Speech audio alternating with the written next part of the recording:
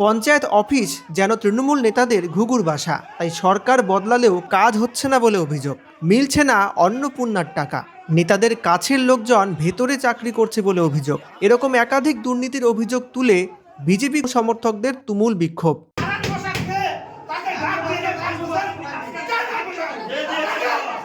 তৃণমূল নেতাদের উপর পরপর চলল ডিম বৃষ্টি। মঙ্গলবার রাজগঞ্জের শিকারপুর গ্রাম পঞ্চায়েতে একাধিক অনিয়ম এবং দুর্নীতির অভিযোগ তুলে প্রধানের ঘরে গিয়ে বিক্ষোভ দেখালো বিজেপি। বিজেপির অভিযোগ, এই গ্রাম পঞ্চায়েতে একাধিক দুর্নীতি হয়েছে, পালা বদলের পরও উন্নয়নমূলক কাজ ঠিকভাবে এগোচ্ছে না।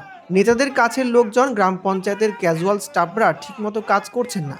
অন্নপূর্ণা ভাণ্ডারে কাজ করা হয়নি, তাই অনেকের টাকা ঢুকছে না বলে দাবি। পাশাপাশি অনিয়ম এবং দুর্নীতির অভিযোগে তৃণমূল পঞ্চায়েত নেতাদের ওপরেও ডিম থেরাপি করা হলো এদিন। অবশ্য এইসব অভিযোগ নিয়ে কথা বলার মতো তৃণমূল নেতৃত্ব সামনে আসছে না, তাই তাদের প্রতিক্রিয়া জানার উপায় নেই। সরকার পরিবর্তন হচ্ছে, সরকার জনগণের কাজ করবে, না আমার না আপনার। আমরা বারবার করে বলছি স্টাফের গায়ে কোনো হাত দিতে না, আমরা ভিতর থেকে নিয়ে আসলাম, চলে যাবো, আমি আমার গায়ে দিন মারছি, আমি চলেই যাবো।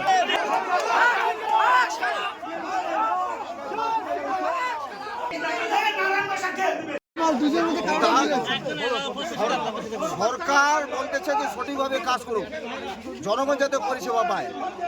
এখানকার শিকারপুর জীবীর দীর্ঘদিনের তৃণমূলের ঘুঘুর ভাষা, এই সরকার আসার পরেও এখনো দেখছি যে ঘুঘুর ভাষা কোনো ভাঙে নাই। আমরা চাই স্বচ্ছভাবে সবাই সুবিধা পাক, এবং অন্নপূর্ণা ভাণ্ডারের ক্ষেত্রে অনেক অভিযোগ আছে।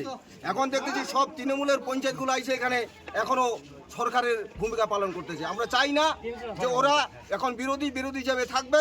আমরা সরকারে আসি, সরকারভাবে যেইভাবে আমাদের প্রোটোকল দিবে সরকার, সেভাবে আমরা কাজ করব।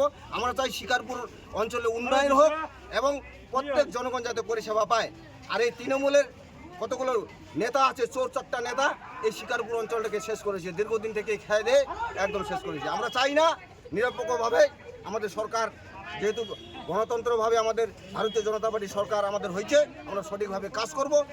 ঘেরাও করলাম, কারণ এই যে তৃণমূলের প্রধান আর তৃণমূলের যে কাজের সেগুলো আছে, আগের স্টাফগুলা, ওরা যেভাবে কাজ করছে, আজকে আমাদের বেশি বেশি বিজেপির মানে মা বোনগুলাই ইসে পাচ্ছে না, অন্নপূর্ণা সব কিছুতে এরা দুর্নীতি।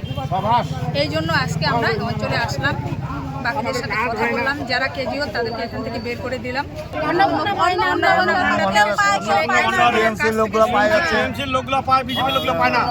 কেউ পায়, কেউ আবার পায় না, ওরকম কেন হবে? যদি পায় সবাই পায়।